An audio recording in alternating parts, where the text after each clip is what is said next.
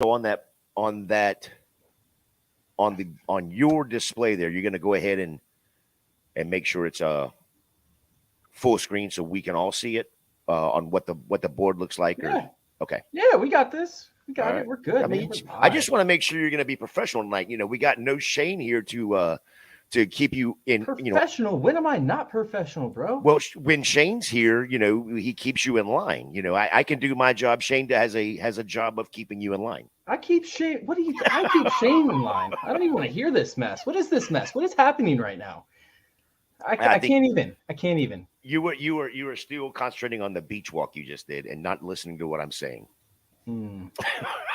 Jason dogs on the beach. So I'll go ahead and tell the story on the live stream before we get the show officially going. Yeah, I had my friend's German Shepherd and my dog, and we brought him to the beach, and I ended up having to use my secondary leash, right, for my friend's dog, and that secondary leash has a little tiny sliver in it where my dog chewed into it. So it's not completely intact, but it's 99.9% intact. It's just a little sliver where it was unthreaded or whatever. So I'm sitting there and we take him to the beach and he's a nutbag right off the bat. So then we decide, or we're walking past this other dog and he starts going crazy, right? He ends up pulling so hard that it snaps the leash. And this is a heavy duty leash, by the way. He snaps the leash. He runs across this family who had their food laid out. They had a picnic set up with 10 people, runs across it, completely destroys their setup with all their food and everything that they had all nicely laid out. And then he attacks this other dog for a second. I'm like, oh shit, I'm running as fast as I can with my dog, trying to get to him to pull him off. And then he realizes at some point, within a few seconds of trying to attack this other dog, he realizes that he just ran through a bunch of food and runs back to the blanket that he just ran through, ends up grabbing something, takes off running. I'm chasing for 3 minutes, and everybody's there are multiple people on the beach trying to help me. They're like, oh, you like chips? Come get a chip. A freaking potato chip she's trying to feed him. He doesn't care. It wasn't until he started taking a poop that I ended up tackling him essentially and bringing him back to the car. So I've had a very adventurous past hour or so. Yes, that sounds like fun. I mean, I don't wish that I was you to be there. I wish I was there to video you, because I think that would have been a great video. My pain causes so many people happiness. It's incredible. But yeah, between you chasing a dog for 3 minutes or getting a chest wax, I think both of those are pretty even. I think both of them are classics. So, guys, you ready to get into this? Let's go. Are you ready, Chase? I'm ready. Let's go. I mean, are you going to go tonight? What?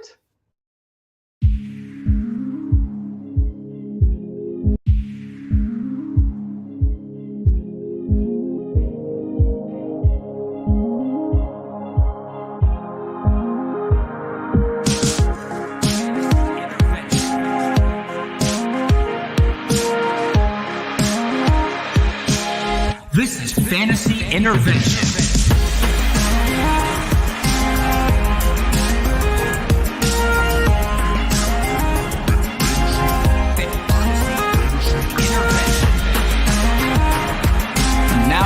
Intervene with your fantasy life, Shane Manila, Jacob Sanderson, and Chase Vernon.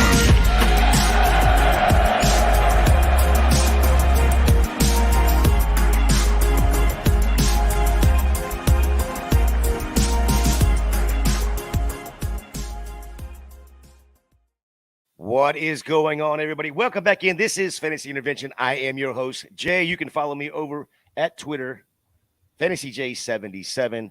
I am joined, as always, by my co-host, Chase Vernon, at FF_intervention, and our guest from the Dynasty Rewind and Going for Two, Dan Rogier at the B League Says over there on Twitter. And tonight is all about best ball.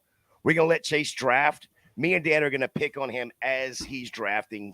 Give him hell about the draft picks that he's making. No, I'm sorry. We're not doing that. We're going to give you tips and strategy on how to do it right way. We're trying to find a winning team here. Let's do the winning team thing. We are drafting on Underdog, so if you'd like to join us, create your account. Use the promo code CIRCLE for a 100% deposit match up to $100. Chase, what are we doing tonight? What are you going to draft with? Oh, dude, we're doing underdog, of course. I'm about to pull that up in a second. But first, Dan, I want to say what's going on, man. I'm excited to have you on. I love your work. You excited for this draft? I'm ready to go. Very happy to be here. If anyone knows anything I have to say, very good intro music. Couldn't be happier to hear such good intro music. Yes. Big fan of the intro music. Congratulations on having some. Oh, and that Chase. I don't know if you know this, but that is a dig at Jeff Lambert right there. That's a subtle hint. Very interesting. Very good to know. But yeah, really looking forward. Look, with peak draft season, it's best ball season. I think a lot of people are doing some startups. That's all well and good, but for me, it's now's best ball season at its finest because your best discounts are here. Yes. Obviously, Underdog, they do great work in providing different formats for us as the off season goes on. So it's great to be a part of what you guys are doing tonight to fill in and yeah, not really have to help Chase along the way. I'm sure he's going to be fine. I love it. I'm going to ask you a couple questions, but before I do, I want to let everybody know if you go to Underdog, like Jay said earlier, if you go to Underdog, use promo code CIRC when you sign up, you'll actually get an instant deposit match of up to $100. Once again, that's promo code CIRCLE. So go sign up. If you guys aren't signed up, you can draft right along with us. Hopefully we can all get in the same contest and you guys can listen to what we say as we're drafting and snipe us in the process. Don't join just yet. We're probably going to draft in about 5 minutes. But Dan, do you have a strategy when it comes to best ball? Is there something that you like to follow in terms of, whether I guess a set of rules, like stacking, don't reach for your guys. Like what are the common things that you typically like to have in place? I think 12 months ago, the biggest trend within best ball was the stacking premise. Everyone was jumping on that and throwing anyone they could on anyone they could at any point. Anybody that stacked Sam Darnold with Terrace Marshall last year, congratulations, you lost. But I think the number one thing for me is to not force what you're trying to do. You've got to have your principles. You've got to have your rules. You've got to have your structure behind what your team and lineup wants to be. Obviously, where you draft from makes a very big difference because even though you might be on the turn at pick 12, it's different than picking on the turn at pick number 1. Very different premise. Even though it shouldn't be, it still is. Obviously, this time of year, free agency, trades can happen. Rookies are in there without teams assigned to them. You got to be fluid within your approach. Yes. Try not to be so tight on, no, that's my guy. I'm going to get him no matter what, because all it takes is one article to come out and your guy just dropped or jumped ridiculously amount, and then you're just screwed from the get-go and you've just reached way too much or should have pivoted away a long time ago. So I think you got to be fluid, take your time. I think for me, I've made this mistake in the past. I've been too hell-bent on getting certain guys at certain times. You've got to get a variety of different people at certain points. You got to be open to it as well. And I think enjoy it. I think that's the number one thing with best ball is enjoy it as well. So it's going to be a bit of fun now. So to add on to that about the stacking, are you more of a quarterback wide receiver, quarterback tight end, quarterback running back, or does it really truly matter when it comes to your stacking? I think it depends the quarterback. I think that's the number one thing, right? Because I'm not going out of my way to stack, say, Daniel Jones with Dan Bellinger, right? Like a few weeks ago, Darren Wallett's a different story now. But look, some running backs have those receiving chops where you want to get them. And if you can get them later, even better. No worries. But obviously, if you can get one or two of those receivers, grab one late, see if you can get a discount here or there, it's fine. I'm not adjacent to having a receiver and a tight end or a running back. Like where they fall, if you're getting value and you can build your structure that way, I have no problem with. But yeah, sure, great. If you can get Tyreek with Waddle and Tua in the 10th, no dramas, fantastic, congrats. But it depends how they fall, and if you're reaching to do it, then you're probably at a loss before you get started.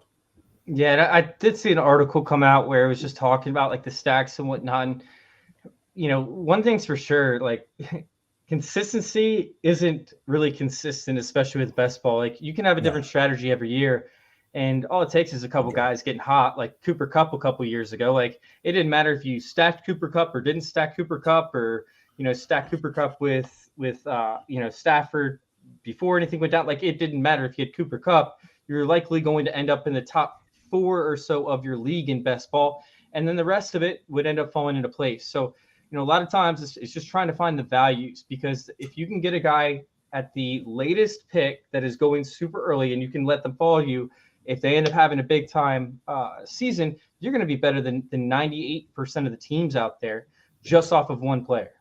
Yeah, I mean, you look at how even the strategy a year ago. Let's quickly hit that one, and Jay knows about this as well. We went over it a fair bit.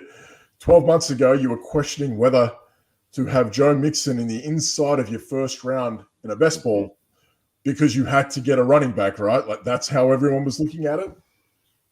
Saquon was falling into the late mid-second as it was, and now Mixon's where?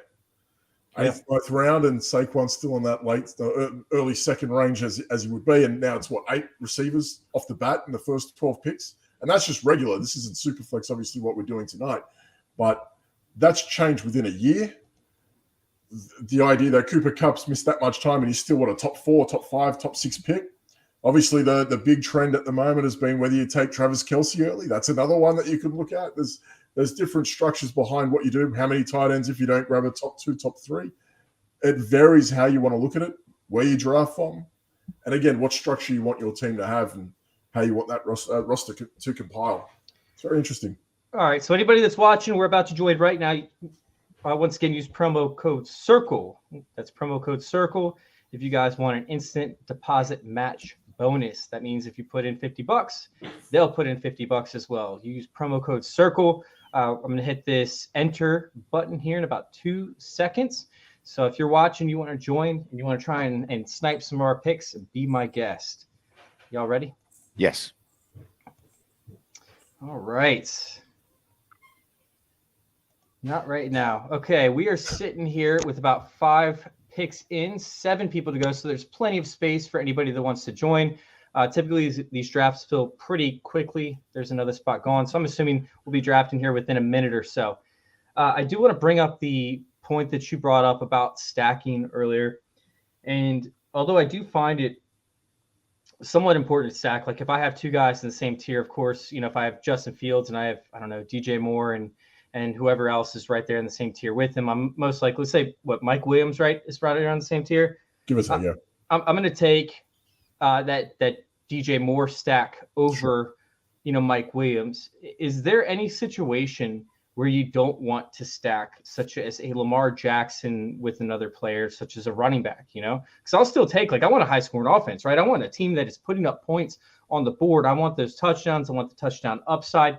So I don't mind stacking running backs with quarterbacks. But is there a situation where you don't want to stack those 2 guys? That early? Possibly. I mean, you could look at it in that regard. Like, let's say, let me think. Let me try to.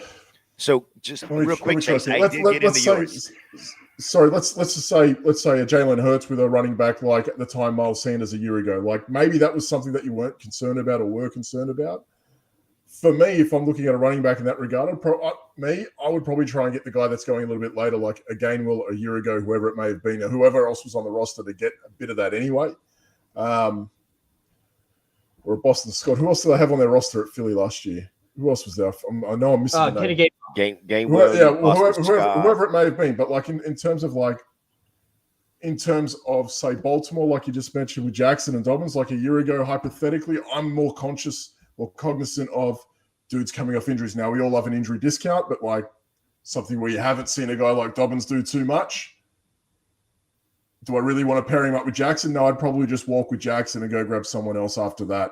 And they ended up, they had Kenyon Drake, they had Justice Hill.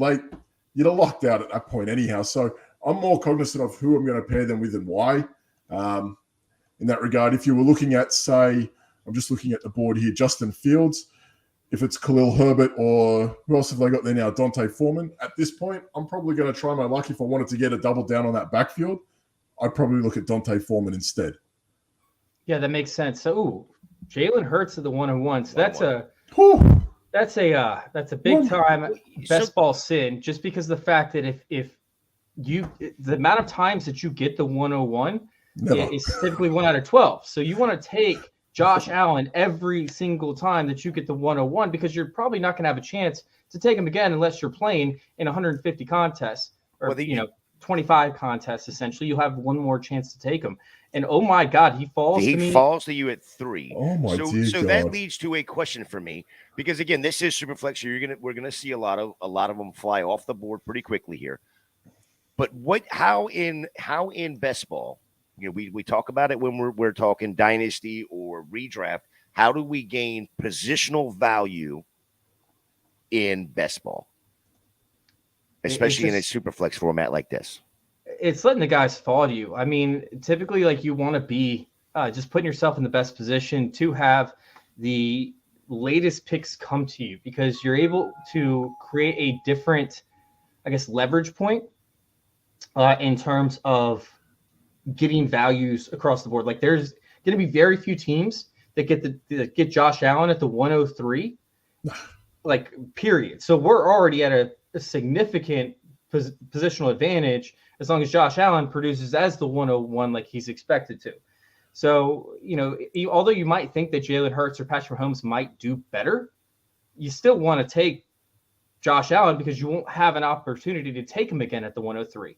The crazy thing is, at the 103, you might even be a better chance at running that back with Diggs now, and you can grab a quarterback at the 303 at that point. If Diggs is on the board, I am 100%. That's the crazy thing. Like, you're a chance. It might be tough.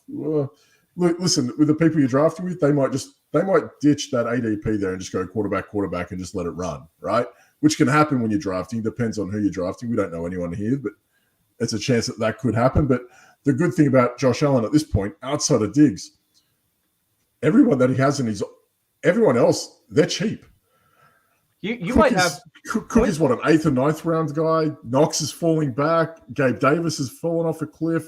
Khalil Shakir, if you want to grab someone late, like those dudes. I would add a rookie. I would add a couple rookies in there, just take a shot at some of the rookies in the first round, like first round projected rookies, like Zay Flowers, Quentin Johnson, somebody that can end up falling. Yeah. So I would have to wait for Diggs to fall 3 draft picks for me to take advantage of this.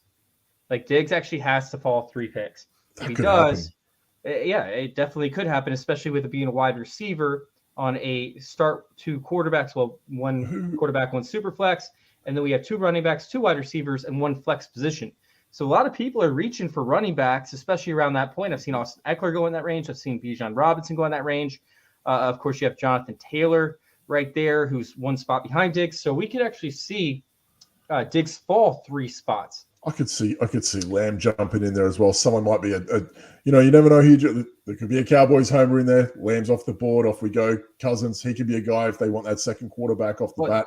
Somebody could stack. You have. Well, no, I guess Dak got taken. Who took? Well, I mean, someone might have taken Jefferson though. So Jefferson with Cousins, if they've just taken him now, then there's a chance that could happen. Freaking Gator J, who's supposed to be focused on our draft, decided to join the draft himself. Yeah, I didn't take him. It was actually auto picked because I wasn't in the draft room. So Jefferson was auto picked on me. Jay's doing you a solid by buying you an extra 30 seconds per round. That's all I was trying to do. And I'm actually contributing $10 to your pocket. Hey, this is collusion. No, if it was collusion, I'd have taken Stephen Diggs right there. Uh-oh. We're getting close. Goblor. Don't do it. Oh, I swear to God, I hate when this happens. When it's auto pick. He's gonna when it's auto draft. He's gonna do it. That is the worst though. When it's one of these and it's an auto draft. You know what? Let's hope this person's doing a podcast and buying themselves 30 seconds as well. Yes, we got it. And it fell to him. Wow. Look at that. So there's probably 0.05% of teams get both these players. Like, I'm not kidding you. Like, there's probably 0.05% of teams have this stack happening right now. Yep. So how much do you take into consideration? That's unreal. Bye weeks in best ball, and the reason I ask is if you have 2 quarterbacks, and that's of course normal best balls a single quarterback. Let's say you have 3 quarterbacks in this league, where it's a super flex and 2 of them have the same bye week. How much does that kill you in an overall look? So how much does the bye weeks actually, how much do you pay attention to them? There's actually a study out, and obviously bye weeks don't really have to do with us right now, but Josh Larkey over at 3013 did a study, and it showed that teams could actually be better if they all had their bye week in the same week and they just lose 1 week, because they're having significantly higher outputs the rest 16 weeks or 17 weeks of the season, 16 weeks of the season for this. For me, I don't pay too much attention to it. If I end up scoring slightly less than my competition in 1 week, but I'm scoring higher, the rest of the weeks, I'm cool with it. It doesn't really matter to me. Dan, do you pay attention to the bye weeks at all? You just say, fuck it, I'm doing it my Bit of both, mate. Yeah, look, I mean, obviously this time of year, that doesn't matter, right? Like, we could draft Buffalo guys, we could run back with Miami guys, and then by week 7 and 9, we're screwed no matter what. So, all right, I'm up on the clock right now. I don't mean to cut you off, but I'm up on the clock, and right now I'm leaning Bijan over CeeDee Lamb. I like to get one running back in the early rounds, and then typically I just fill the rest of the running back slots with late round running backs. Oh, yeah. There's also a chance that Bijan ends up going there too. So, wait, why did it already pick? It said 7 seconds left. That was weird. Yeah. But yeah, okay, it already happened. I don't mind the bye week. I mean, the bye week and all that. Yeah, I mean, it's hard to predict. Then you're throwing in injuries in there with your team as well. So if you're going to try and predict when guys have the bye round and then half of them get squashed midway through the year, you might have lost 3 weeks because of players getting hurt and the bye week's already stacked with everyone in there as much as you can. So, I mean, it's nice to be able to predict that with like a method. That's great. God bless. It's above my pay grade, to be honest with you. But, am I worried about it? Look, I think I'm more worried about getting the best offense possible, and if they happen to correlate with whatever bye weeks. Like, am I worried if last year I had, again, Carolina Panthers players stacked with Atlanta?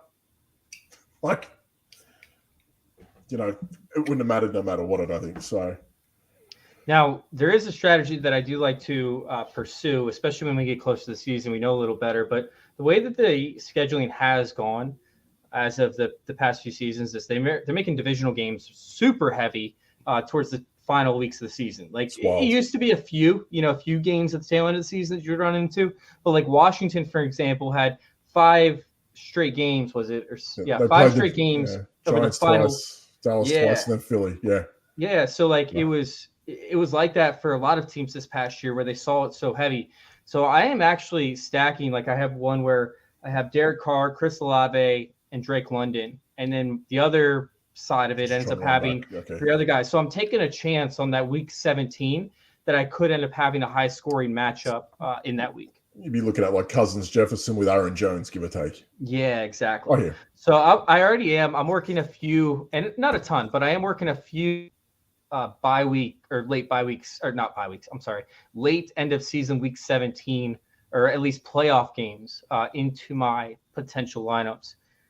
Is that something that you're already looking at right now, or is that something that you ever look at, or is that something that you avoid? Last year was like kind of enamored with the idea of like, man, these guys have like a mad run in like the last 3 weeks of the year. You want to get like, who was it last year? It was the Vikings. Everyone was on trying to get as many Vikings. When the schedule came out, oh man, they've got like Detroit. They've got, It's like, I remember that. It's like, it's all well and good till like you pick all these Vikings guys and then Jalen Naylor's having the best 2 weeks of his life, week 16 and 17. So like, I understand the idea and concept behind it. Again, I'm trying to be a bit more flexible now than what I was last year about the method of. Yeah, you can. I think it's a great strategy to have, because if you are able to get through those tournament weeks and you've got a 3-week run in you and you know that, hey, listen, maybe I don't have to grab, say, a 49ers quarterback because that looks like an absolute mess at the moment. But if I could grab,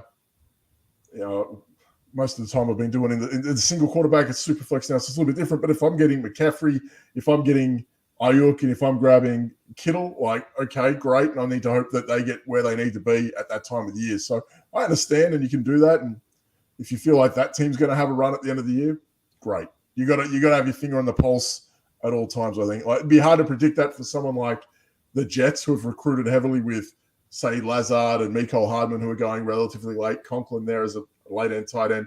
he's going to give you value. He's been getting, 5, 6, 7 touchdowns a year the last couple of seasons, but you don't know who the quarterback is. And if it's Zach Wilson, you're shit out of luck again. So it's one of those things where like you can try and predict that now. I'd probably look more to that post-draft.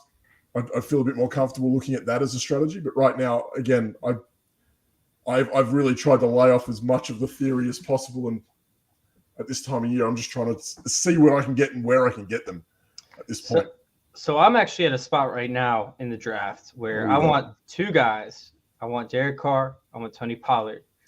I already have 1 quarterback. If I end up avoiding quarterback, I still have a few options after that. Typically, they're going to be rookie assets, and I'm going to have to reach a little bit, or else I'm going to be screwed. He ended up taking Tony Pollard, so he did my work for me. I'm pretty set on doing Derek Carr. Do you guys have any other opinion on that? Yeah, I mean, I've got Derek Carr and McHugh. Don't take him. Yeah, of course. He's not going to make it to you. I enjoyed Tony Pollard's game. I feel like he's a bit of fool's gold. And the way he's going this early at the moment, I am terrified of him, to be honest with you. Yeah, I think I asked this. I think I asked this question either last week or the week prior. But I mean, we watched Tony Pollard last year, and I think we probably are now seeing the height, right? That's the ceiling, what we saw last year, right? I went all anti-Pollard last year at one point. I was just mad about everyone. Oh, yeah. So I was against him. It was like, everyone's like, is this receiving back? I'm like, 80 of like, he's 190 yards in one game. And then on the road, he was averaging like 6 yards per game in the air. Like, he's not really a receiving back. Like, people had this concept that, hey, this guy's a receiving back. He wasn't. Might have had one. Like, he's over and under. I think every week I was like, under. Lower. He's not going over 2. Like, it just wasn't happening. Like, they kept giving him these ridiculous lines. It was like, he's going to go for like 30 yards. The guy was averaging like 12, like 13. He was going nowhere. Now the guy breaks his leg and like, no Zeke. Yeah, they're not going to like hand in a replacement. So forget Ronald Jones. Forget Ronald Jones for a second. But they're going to have to add, right? And there's a lot of capable running backs in free agency at the moment, let alone the draft. I think he's a sitting duck. And the idea that he's going that early and that he can anchor someone's team, terrified of that.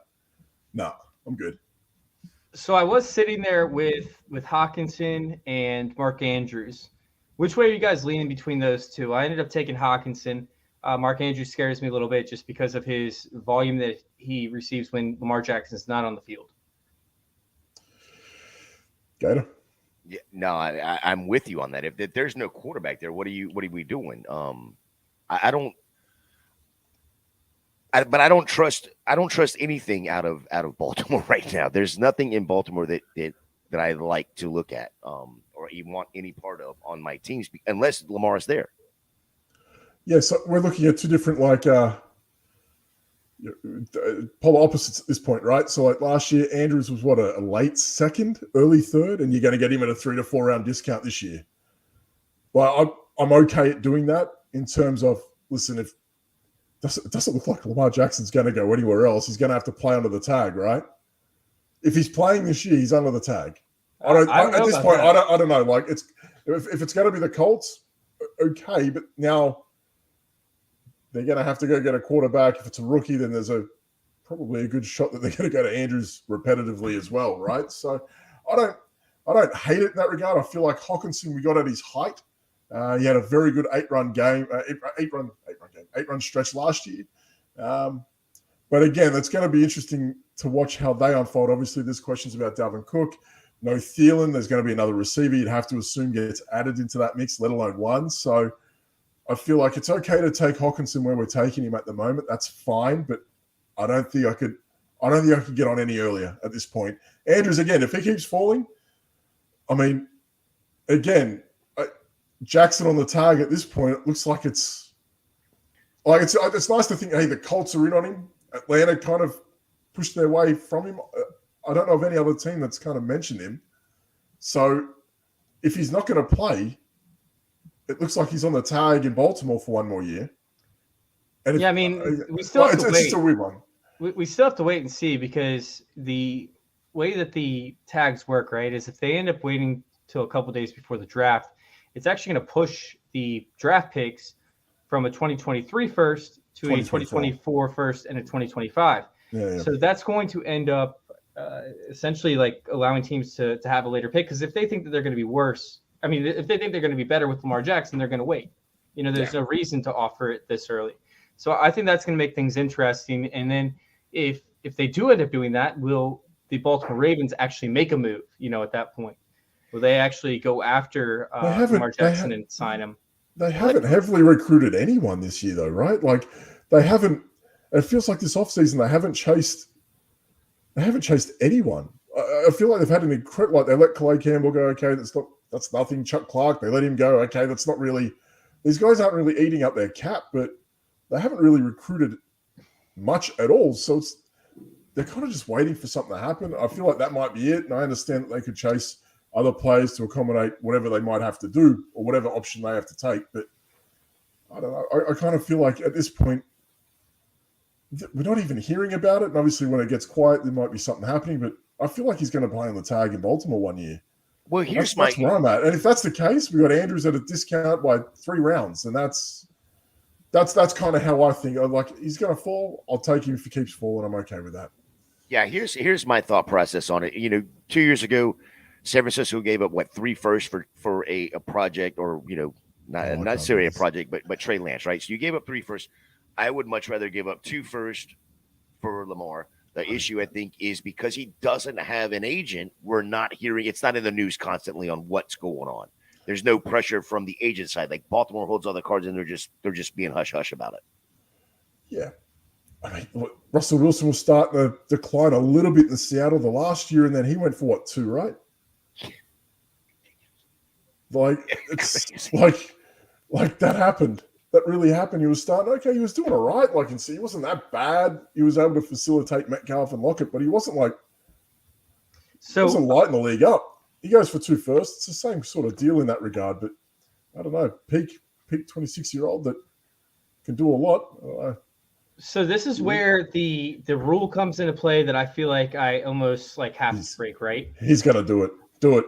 I know what you're about to do. Do it. What? Because there's 2 that I was thinking about doing. You going Lance, huh? No, so that's what I was thinking about doing. But I also see a receiver that I think has the most upside as any receiver in the NFL this upcoming year, and that's Jameson Williams. This is a reach. I'm reaching 2 spots technically in terms of ADP, and I still have value on the board. But there's so much value in Trey Lance as well. All right, I'll go Trey Lance. So that's a question I have. In redrafting in Dynasty, for the most part, we try to avoid the risky guys as much as we can. We're seeing like the Alvin Kamaras. We're seeing the Mike Evans with the questions at quarterback. We're seeing those guys slip down the board. With that in mind, when it comes to, to best ball, how much risk is, what we want to do? Like, how risky do we want to be? Do we want to chase upside way more in best ball than we do in redraft and in dynasty, of course? So best ball is misperceived in terms of upside versus floor, right? Like we view Marquise Brown, right? What would you say Marquise Brown is? Is he a upside and floor guy, or is he a guy that's more consistent? I think right now, I mean, it's more of a floor because what's the questions at quarterback, right? With Kyler not being there. But is he a guy that has high upside and low floor, or is he a guy that's consistent from year to year? I guess from game to game, I should say. I guess he's consistent. We saw that last year, at least in my opinion. He's pretty consistent. We saw it last year for the first 6 games before he got injured. Well, that was also before Hopkins turned up as well, right? Yeah, and honestly, I don't even think he was that consistent last year compared to previous years. I mean, I don't think he was bad last year, but I think he was like wide receiver. He was like a top 15, top 20 wide receiver last year for every game, right? For the first 6 games. He was in there. He was in and amongst it because Hopkins he was suspended, right? Yeah, Hopkins was. Yes. Sorry, I'm trying to get this up right now. So go ahead. So we're going. You're fixing to be coming up on the clock here again, right, Chase? So Marquise Brown was the wide receiver. I'm just looking at 1, 2, 3, 4, 5, 6. Yeah, he was wide receiver 8 last year, but he had some massive games. So he had a couple 20-point games, but he also gave you like a 12 or an 11. Yeah. So last year was the first year that Marquise Brown was actually like a high ceiling floor guy. That's PPR. This is underdog. It's half PPR, right? So yeah, it's still same range. He had a 21-point game and then a 9 and a 9, and he was there or thereabouts. Yeah. So, all right. So if we go back to 2020, right, when Marquise Brown was being classified as like the high ceiling of the floor guy, he ended up having games between 14 points, or I should say 12.5 points and 22 points consistently. But everybody's like, oh, he can give you 30-point weeks, he can give you 0-point weeks, and like that's not the case with Marquise Brown. So I think that ceiling and floor guys are heavily misconstrued in best balls. I think that understanding, what the minimum floor can offer you, along with what you get the max amount of, is pretty tough to tell unless you go in and you actually look at things. I remember when Tyler Lockett, for example, he's right here, was a guy that was said to be someone that has a very high ceiling and low floor, and that was never the case. He's somebody that gave you pretty middling weeks for the most part, with a couple of blow-up games. It's tough to say, but obviously you want to try and chase the high upside guys, but you also want at least a guy with consistency. But that's how your draft, your stylistic build ends up coming into play. I actually have a soapbox rant about that. I think a lot of people have this idea that there's those high floor games and low ceiling games because everyone's leagues now are they're so different. Like people are playing up. I'm in a 1.5 point receiving league, and it's a staggered league, and my receivers are scoring more than the running backs, less than the tight ends, and these guys are going to get yard boats. You got receivers that are punching out 35, 40-point leagues. This is underdog. It's half-point PPR with a 4-point touchdown. It is incredibly hard and incredible, but incredibly hard to have those 30-point games as a wide receiver frequently enough to be considered high ceiling. I think that's how I feel about it. It's how can a guy punch out? We're talking what? We're now in the 8th, 9th round. So we could say the 6th round if it wasn't super flex. Like you're talking about guys who are going to punch out high scoring games all the time with 3-point games all the time. That doesn't happen at this point of your draft. That doesn't happen. That's Curtis Samuel in another 6 rounds. That's a dude like that who's going to give you a 22-point game and then 4, right?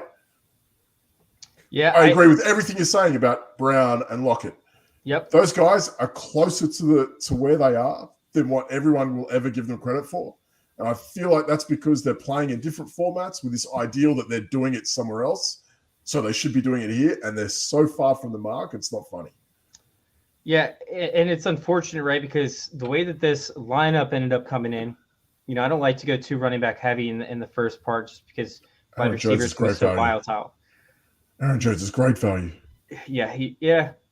But the build now, like I would love to take J.K. Dobbins. Getting the value on J.K. Dobbins is slow.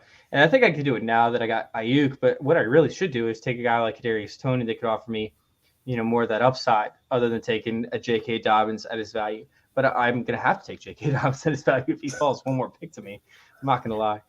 I'm just over you already.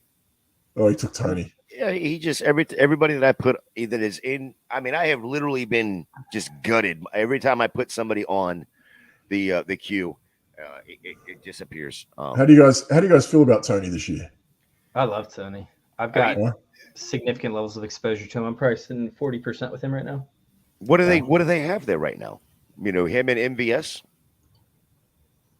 Sky Moore. They'll add another rookie in this upcoming draft as well.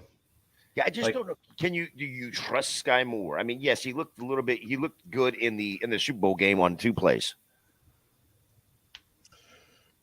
So did Toney. He looked good on 2 plays.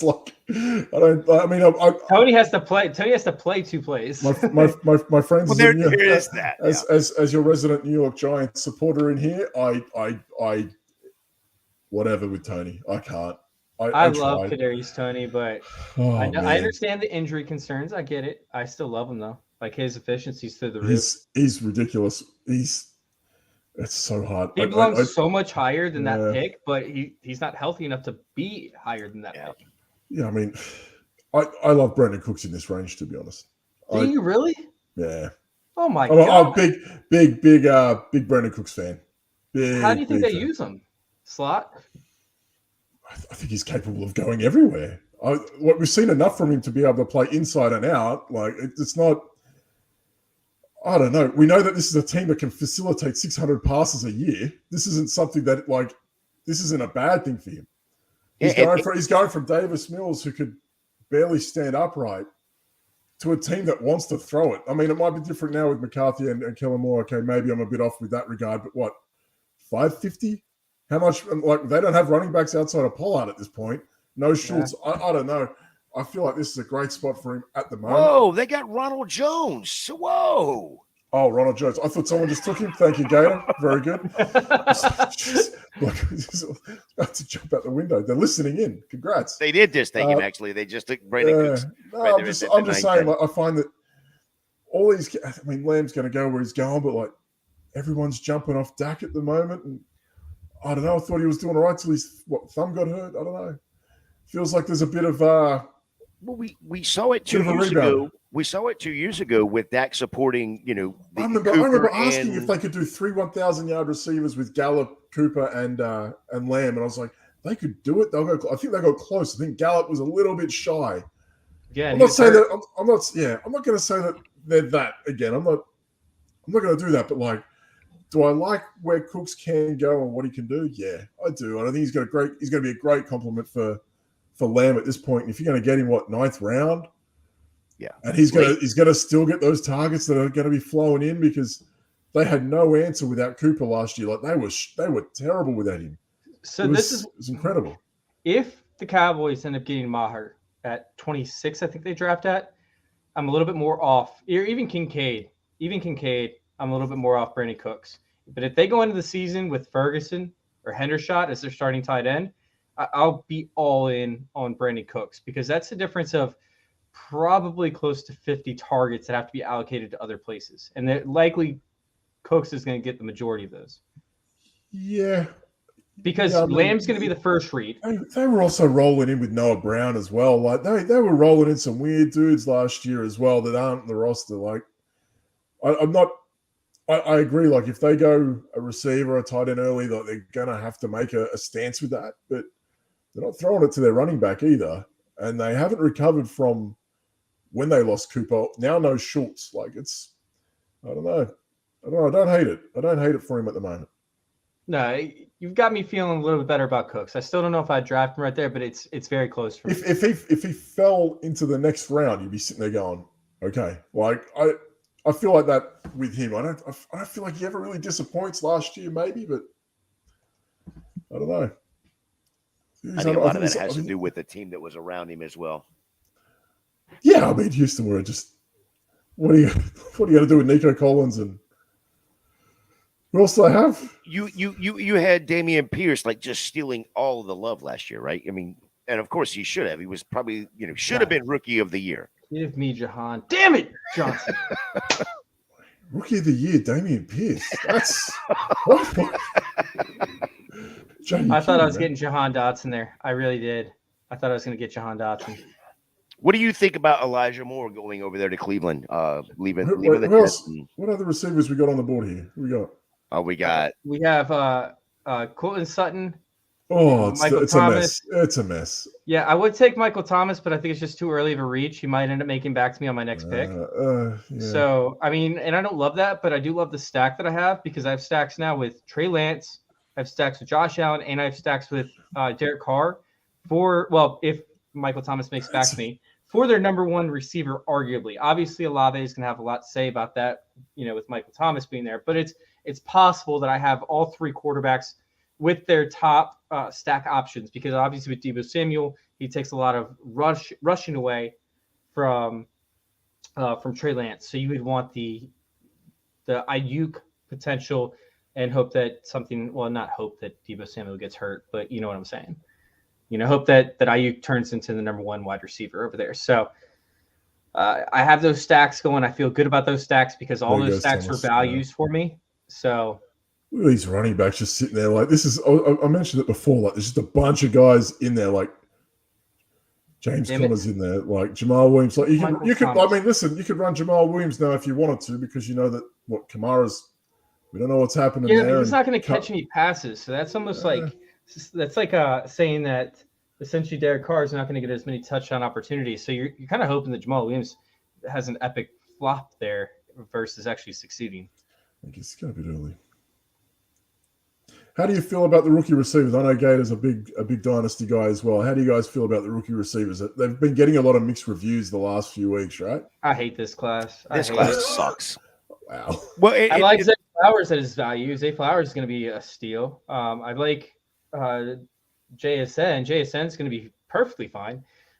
If not great. I think that Quentin Johnson has potential if he ends up with the right quarterback and the right coaching staff. Probably coaching staff is more important, but that's alarming. Like that 3-cone drill, after him being the guy that's supposed to make people miss, he's supposed to be the guy that gets the yards after the catch. He's supposed to be a big slot, and the fact that he has bad hands, he doesn't run the best deep routes, and we don't know which routes he can run because we haven't seen him run precision routes. And now he has a slow cone drill, like a bottom 4th percentile cone drill. He might have just been beaten up on the opposition, but he's got mixed reviews everywhere. Yeah, and when I say they suck, it's because I'm comparing it to what we had last year, right? With the dominant class that we had last year. Even though Jamison Williams didn't play with his injury, he was still one of those guys, still went high. Listen, And we got maybe John Mechie coming back, right? Like, there's yeah. another guy who could be another guy that we could possibly look at. Yeah, so I think this class was, we were talking a year ago about, sell your 2022s to get 23 first. You dynasty guys are fickle, mate. You guys sell for next year for the fun of it, mate. Dude, Next year's better. Next year's better. I will say next year has 2 elite level talents, maybe 3. You have Ewers if he makes a big step. Caleb Williams should be one of the best dynasty prospects we've ever seen come out of college football in terms of the quarterback position. And then Marvin Harrison Jr. is a fucking monster.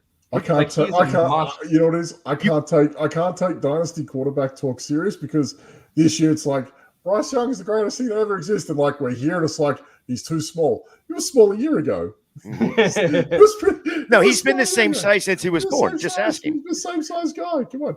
What quarterbacks we got on the board here? I just want people to see this because we're now in the 12th round with 10 to go. I just want to see who's available. Just for the fun of it. No starters. Minshew. No starters. Whoa, Minshew. What are you talking about? They'll draft a guy. There's no way the Colts run into the season with Minshew as the starter by week 18. Yeah. It's just good to know that it's dead. It's just good to know that it's dead at this point, right? So we know, okay, by the 10th round, you don't have any options. Like you have to have your quarterback by even the 10th, 10th round is dead. The 8th round is still really sketchy. Mac Jones was in there, I think. And it's like we get Mac Jones in the 8th round. I'm pretty happy with that, to be honest. Wait. Do you think Mac Jones is really going to put up more points than like the 3rd wide receiver option or 4th wide receiver option? Or 3rd or 4th running back option? I don't hate what he can do if I went away from quarterbacks the first round or 2. Yeah, but in that regard, if he's my 3rd quarterback, it's super flex, right? I'm saying if he's my 3rd quarterback in that range, I don't hate it. Oh, look, 3rd quarterback, not okay. So I typically only draft 2 quarterbacks. Typically, I only draft 2. Yeah, sure. I mean, it depends who.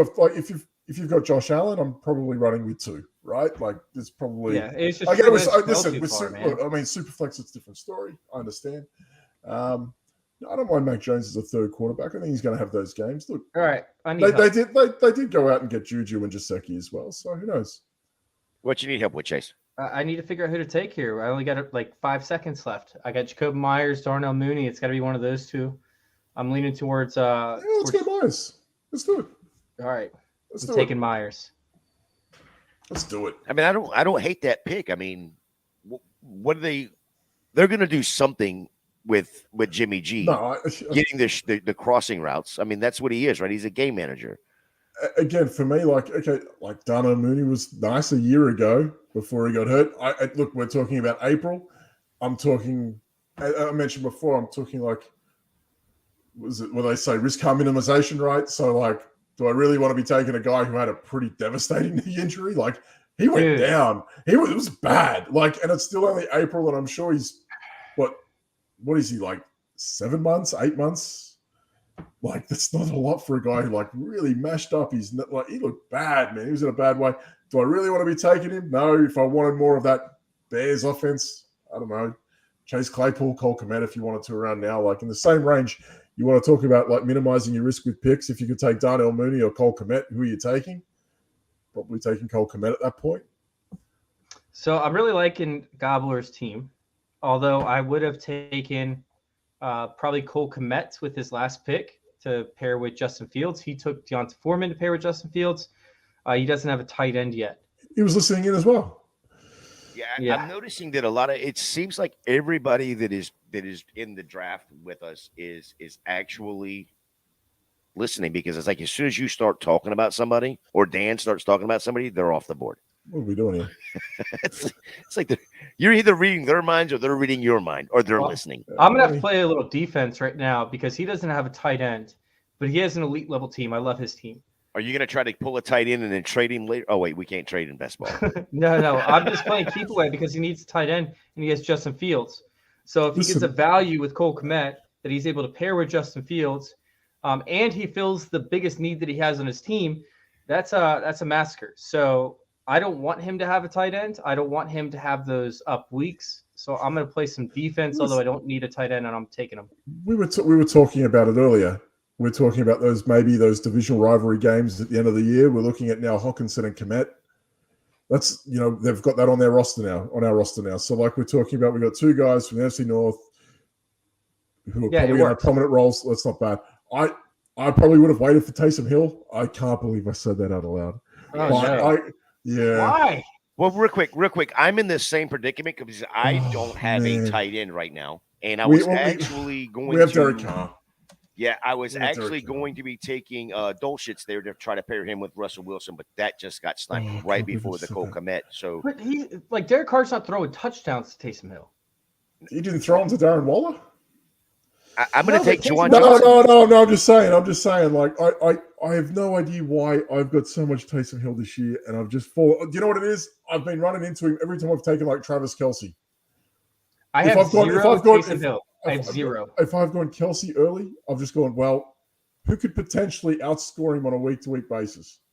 The guy that's dubbed a quarterback, right? Like the guy that plays on the center.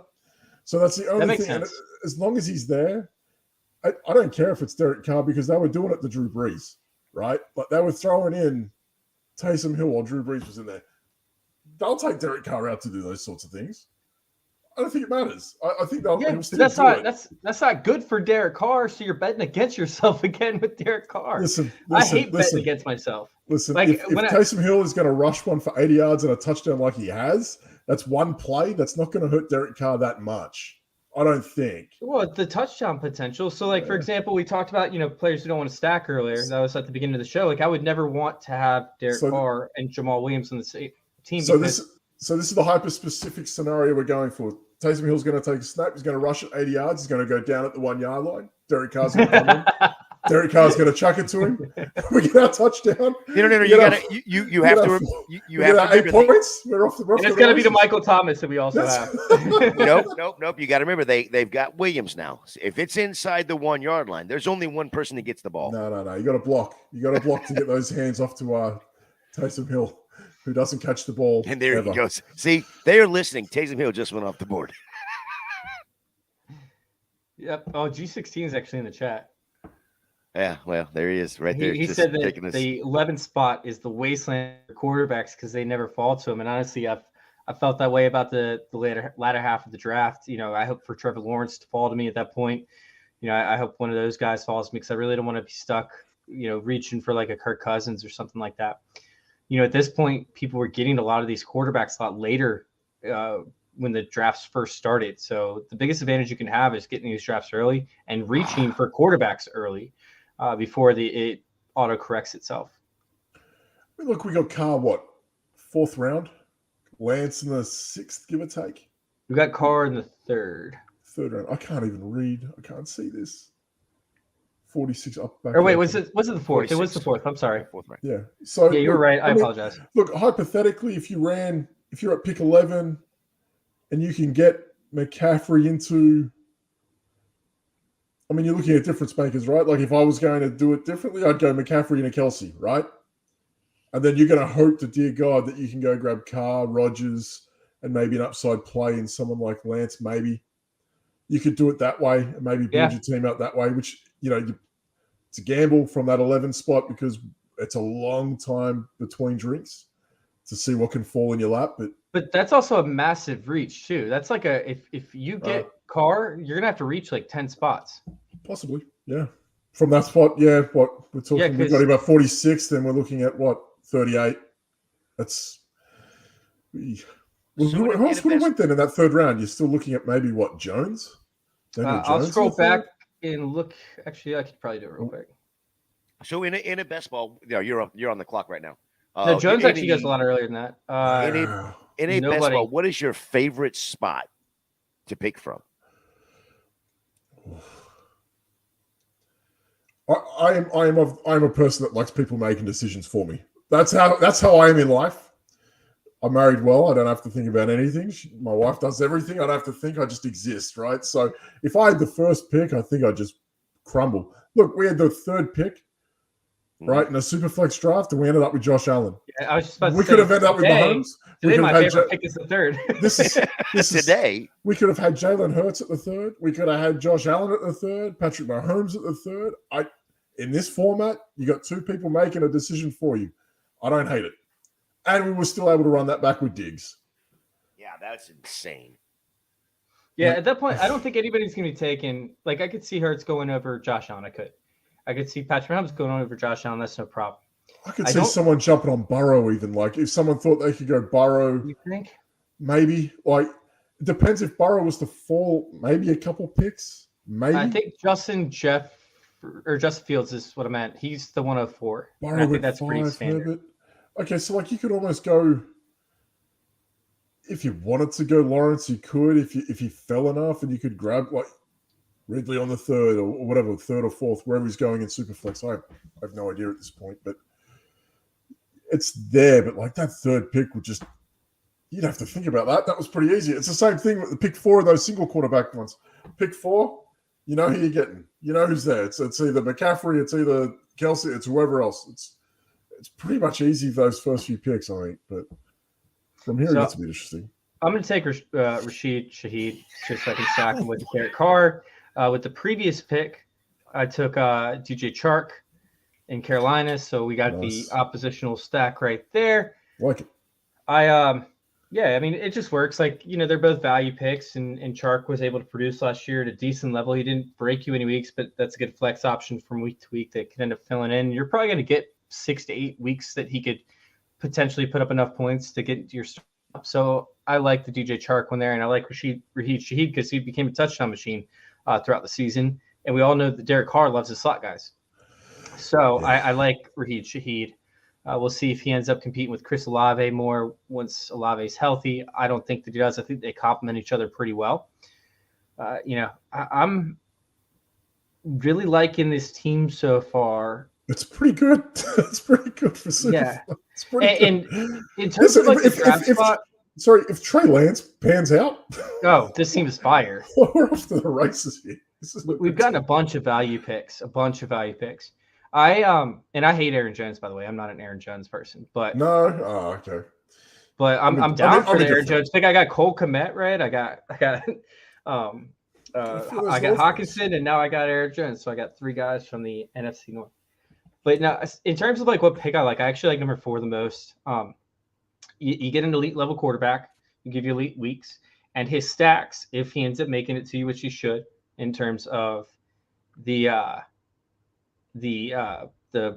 just field stacks, all of his picks are like later, right? So all of the people that you might stack him with are value picks at that point with higher end upside. So I like drafting at the 104. I don't mind drafting at the 108 because a lot of times you can also have Justin Herbert fall to you. And I really like Trevor Lawrence at this point. So here's Jordan just asked, I got offered Hurts, AJ Brown, and a 24 first for Burrow and Chase. What does he do? So he's getting offered a stack with Hurts and Brown, AJB, and a 24 first for Joe Burrow and Jamar Chase. What are your thoughts right off the bat? Draft people will always chase the pick, right? Like that's my take. I'm not the biggest dynasty guy out there. my understanding is draft people chase those picks. That's just how it is. Look, who do you like more? Like, what's your scoring settings? I love what Jalen Hurts did this year. Can he repeat that with Brown again? Probably. Is Burrow going to repeat this with Chase again? Probably. Like, how do you feel, man? Do you feel like you need that extra first in a year's time? Who's going to appreciate over the next year? Like, I mean, to me, like, if anyone's going to fall off a wagon over the next year, if any one of those, it's probably Brown, right? If you're looking at age and all that sort of stuff. Well, Brown's only, 26? Maybe. But we're talking about another 25. year. We're talking about another year. A few more hits on the body, maybe. Hurts. The way he plays, maybe. Those guys probably have more risk to them. The first is nice. There's a lot more risk to Hurts Brown in 2024. So essentially, it's like you just know that Burrow and Chase for the next 10 years. You don't have to think. I told you, I like it when decisions are made for me. I have to think with Burrow and Chase. Not now, not ever. That's how I feel. Yeah, it depends on how good my team is. If I'm in a position where I think I could win, but it's kind of a shallow team and I just need pure upside, going all in on it, I'd probably take the Hurts, A.J. Brown, 2024 first, and I would turn that into an upgrade for another position. If I have a very solid team and I'm not concerned about my team and I don't have a bunch of depreciating assets like a Derrick Henry or something along those lines, I would probably end up sticking with Burrow and Chase. Like if my team is solid for the next few years. But if I have a team that's a little bit shaky and I might need to make a play in order to get that win, I would probably go with the Hurts and A.J. Brown.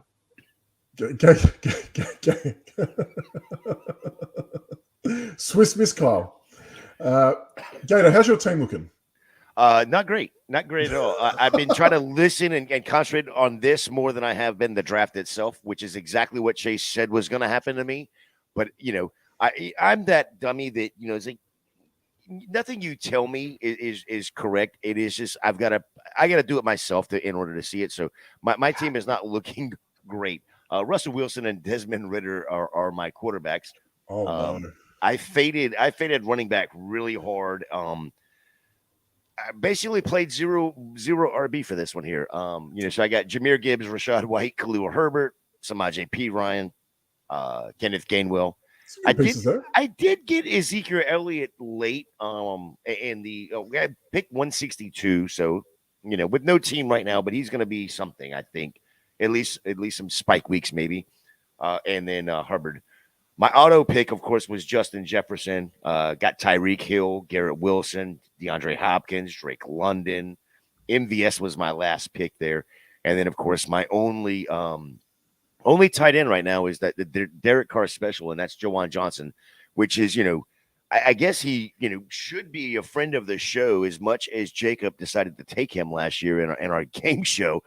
Jacob was a Juwan Johnson and a Greg Dulcich, which is the one I was trying to get Dulcich with, pair him with or stack him with Wilson there. And he went like 2 picks right before I picked. So it's not a horrible team, but it's again, like Chase said, I should have not jumped in this one with all these sharks. This is gross for me. I'm queuing them up. You don't have to do it. I don't see anybody else that I like in this range, to be honest. And I'm sitting here with 7 wide receivers, 4 running backs on an even platform. It's not like I have 3. You have to start 3 wide receivers. You have to start 2, and you have to start 2 running backs. Leonard Fournette could end up popping into an area where he's a starting running back if somebody gets hurt.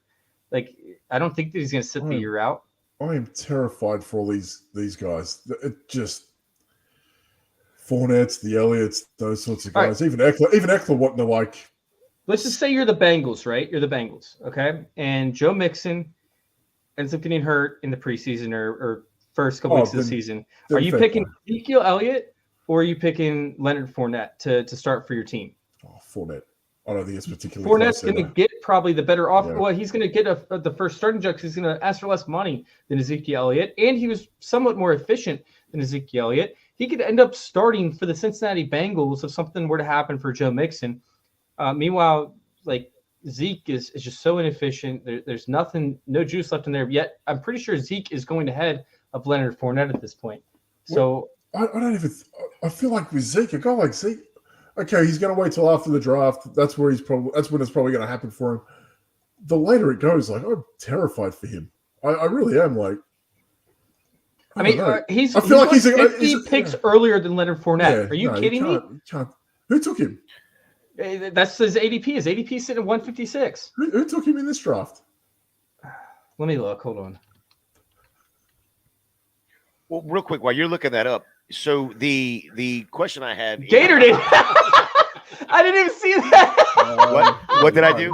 What did I do? I set you up. I'm Gator sorry, took Gator. him. I knew you took him, Gator. I set you up. I'm sorry. I man. missed the question. That's why I was actually looking because I was trying to figure out who the hell I'm taking next. Who did I take? I told you this would happen, Gator. I told you. Yes, I know. Yes, okay. You're right. Damn it, Chase. You were right. I'm sorry. I have to say that live on air. Damn it, Chase was right. I'm sorry, Gator. I'm sorry. Did he set you up too? He egged it on because I didn't hear. I guess when you were talking about your team, and I was like, "Who the fuck would you take?" Yeah. I was I'm asking. sorry. Yeah, so I was just asking who took Ezekiel Elliott. Oh yeah, that was me. Mm-hmm. Yep. I didn't think I got bad value there. Hey, I didn't think I got bad value there. I got him 5 picks after ADP, right? So 6 picks after ADP. I love it. Yes, Dan, spit it out. It's 3 rounds. It's 3 rounds later than last year, Gator. When you look at it, you've compounded all that. It's like 40 picks from last. I mean, you've done incredibly well. It's okay. Oh yes, now we're in the range where all the Giants receivers start coming off the board. Very good. I know. I saw Isaiah Hodgins and I really wanted to take him, but I didn't bring him to it. Paris Campbell, Sterling Shepard. Let's go. Darius Slayton. Oh my God, we're a mess. That's okay. I love Jarek McKinnon this year. I don't know, for the same reasons as Fournette. Like, if he goes back to Kansas, right? We have 9 receiving touchdowns last year.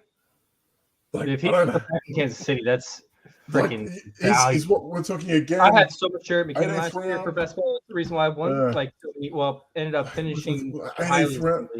Like, especially if you're going away from it, and you're looking at those vets that don't have teams that, like, you could look at a guy like Jeremy McKinnon, team like Cleveland, to help spell like Nick Chubb, right? You could look at those sorts of things. Like, where can he go where he could be effective? Look, tell me the Chargers ship off Eckler and McKinnon goes there. Let's get a piece of that. Like, I see him doing that. It's like, oh man, at worst, he can go back to Kansas. Come on. So this next quarterback that's supposed to come off the board is my favorite quarterback to draft late, Mike White. I think that he could be a league winner. When he was sitting there at like 230 or 240, I was drafting the shit out of him. I've too much Mike White because if Tua stays healthy all year, I'm screwed. But I have so much Mike White because he's shown he's able to actually produce while still super flex, why not? Not having any weapons, You go just out of, I have no preference. White over Darnold at this point, the way that the 49ers are, and you've got Trey Lance as well. How do you feel about that? Knowing you have Lance. I don't need it. That's betting against yourself. I don't do that very often. Yeah, fair enough. At this point, this is where I kind of start like reaching. I start making decisions based off my roster. Jarek McKinnon, I'm probably going to end up queuing him up. He's sexy. I'll take Chase Brown as a rookie because rookie running backs are getting utilized pretty heavily, and they should infiltrate some lineups. He could end up with Kansas City. Chase Brown's a player that could easily end up with Kansas City. He fits the exact role of like the player that they want in terms of high-end athleticism. I have a good amount of Chase Brown, and I don't even like Chase Brown. I think Chase Brown is a trash football player. He's just highly athletic and could end up on an insane offense like the Chiefs because they just want athletic people. And if you don't believe that Chase doesn't like Chase, go back and look at the YouTube. He's got some videos on how much love he has for Chase Brown. No love. Quick question for you though. So this late and then the draft now, and of course we're in round 19 at this point. But from like round 15, 16 to the 20th round, how valuable are these like the high end upside handcuffs? Like the Chuba Hubbards,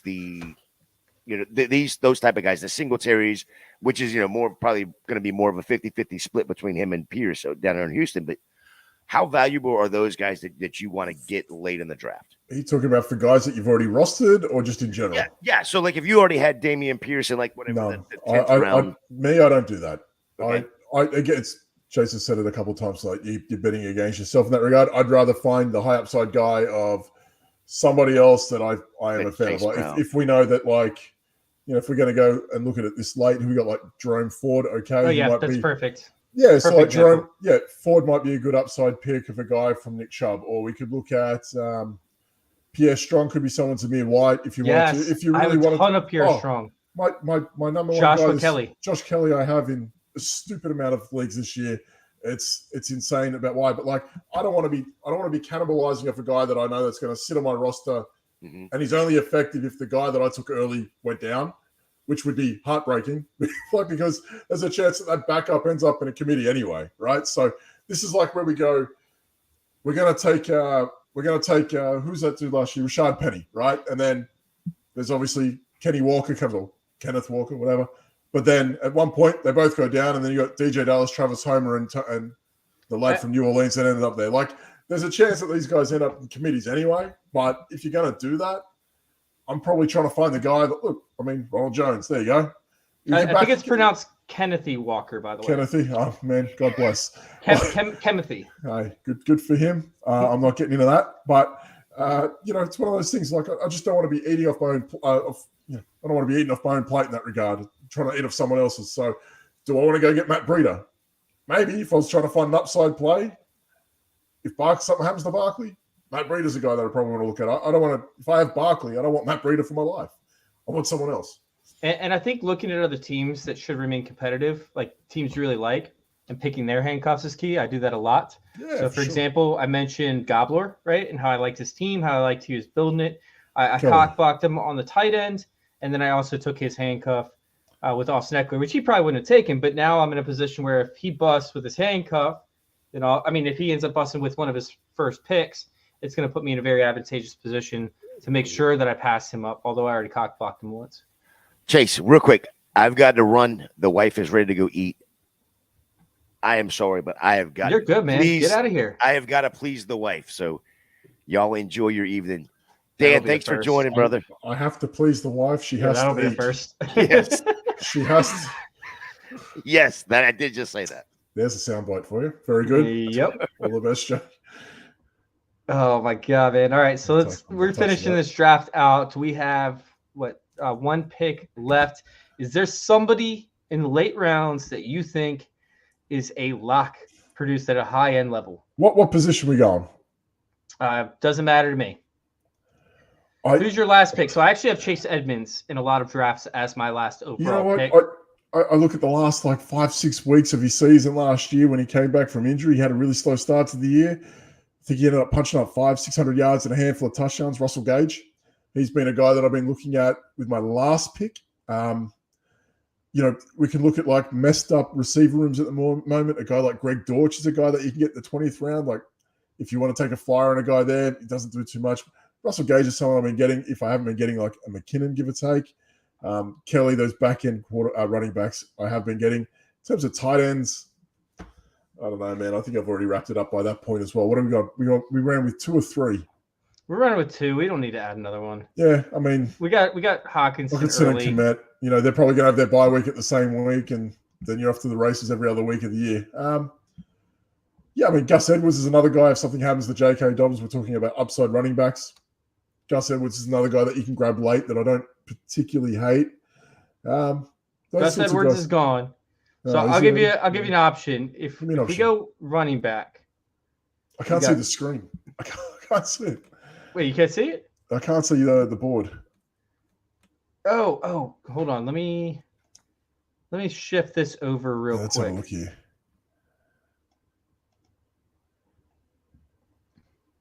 Can you see it now? No. Oh, yeah, there we go. All right, let's have a look. Okay, we're on. We got a few picks to go. Where are we? Well, we got Darius Slayton. Oh, you can't do that to me. Jerome Ford. Dwayne McBride. We have wide receivers, Deontay Hardy, who could be stepping into that slot role. What do you think Isaiah McKenzie? What do you think? Huh? Isaiah McKenzie, if you're looking at a guy that could pop off for 2-3 weeks of the year. Is McKenzie still open? Might be. He's there. He's another guy. I don't hate the landing spot with him in Ashton Doolin doesn't scare you a little bit? No. I mean, you don't have to take him. No. I mean, we could definitely do that. I'm just throwing it out there. I was curious. Who else we got? Wait, Marvin Jones went back to Detroit? I didn't even see that. Yeah, he went back, which is huge for Oh, Zay wait. Jones. Yeah. Huge for Zay Jones, right? Yeah, look, I mean, look at all these guys. Well, look, if you want a backup running back that you're looking at, Kyron Williams could be a thing. He could be a thing. Yeah, I love Nathaniel Dell. I know he's short, but I love him. Trey Palmer's been a big late round pick for me too. He's been popping up a bit more. Devin Duvernay I've taken a lot of. You like Duvernay? I love Duvernay. Yeah. All right, we're on the clock. Who do you got? What do you think of Evan Hull? He's okay. He's a slasher. If he ends up in a good offense, he'll be good. Yeah. But we have 7 running backs, just for the record. Man, you want to go a receiver here, go with a guy that can give you the odd 20 to 30 point game. Who do you think? If you had to pick someone there in those receivers, I would go with Dell, but let's go with Russell Gage. You called him out. I think we should go there. Let's have a look. How did he go last year? Let's see what he did last year. It's too late now. It's about to pop right now. Well, I don't know why, but it's taking it like 5 seconds earlier. But that's it for us. I didn't hate his back end of the year. I thought he did all right. Yeah, he's fine, and he fits in with the NFC South that we have going over there with the Saints and the Bucks that we have already picked. All right. So, finishing this up, how are you liking our team? I'll go ahead and read it off for the people that are listening. We have Josh Allen, Derek Carr, and Trey Lance at quarterback. We have Bijan Robinson, Aaron Jones, J.K. Dobbins, Tank Bigsby, Leonard Fournette, Jerick McKinnon, and Joshua Kelly. Honestly, I don't know that any of those last 4 running backs matter. We have Stephon Diggs to pair with Josh Allen. We have Brandon Ayuk to pair with Trey Lance. We have Rashad Bateman, Jordan Addison, which could end up on the Bills potentially to stack with Josh Allen, Jacob Myers, DJ Chark to pair with the NFC South pick of Rashid Shaheed and Derek Carr. And I like those last 3 receiver picks. Shaheed, Chark, and Gage. Don't hate it. Oh, there it is. Ooh, wait. Okay, all right. So, anyways, and then our last 2 tight ends were Hawkinson and Komet. I'm feeling pretty good, man. I like the values that we got there. I think that we were in a position to, I guess, take what fell to us, and it all kind of worked out. Like, it all kind of fell to us for each one of those stacks. Diggs Allen's stack to start with is just ridiculous, and then you're going to roll off with Lance into Ayuk, and you've got enough pieces for Derek Carr there. Shaheed's going to go deep for those big games as well. He's going to, and why not? It's worked out very well, and if you're looking at tying in those divisional games, then you've got enough there across the board, whether it's, you've got enough there from the NFC South, a few in the NFC North as well. You can't ask for much more than that. Now it's out of your hands. And look, some people are going to have better drafts, and you're going to look at them and go, okay, we like what we've done there. We were aggressive when we had to be aggressive against other people. Like, okay, we're going to take this guy's guy. We're going to take this guy's option. Who was it? Komet, right, with Fields. We're going to take him away from him. Can't take him. He doesn't have a tight end. Okay, so we're going to take that option away. In terms of strategy, we did enough to limit someone else from getting further ahead. I think that was a way to put it. And we got enough upside there to make a good run. That's a good team. I like it. I love it, man. I love it. Let's go ahead and get out of here. Let everybody know where to find you, Dan. I am all over the place, except for right now. I disappear. I got the late call up today, so it was all right. But normally going for 2, I do the Monday night show, the 2-point conversion with Kyle Senra, the Doc, and Gladys. We do every Monday night. I do the B-League Pick'ems. I do a Pick'em show for Underdog every Friday night when the season is rolling. And I'm over on Dynasty Rewind as well. My guys, Dynasty Rewind. And I run Patreon-only shows for them with Pick'ems and DFS during the season, which is a whole bunch of fun. We're out there and I'm everywhere else that you can find me, I guess. This time of year, it's going to be fun. Love it, man. Absolutely love it. And you guys can go check us out over there on YouTube, youtube.com/fantasy intervention. Once again, that's youtube.com/fantasy intervention. The rest of the offseason will primarily be focused on Dynasty football, but we had to get in a best ball one just for the hell of it. Thank you guys for tuning in, and thank you all for letting us intervene with your fantasy football life. We're out.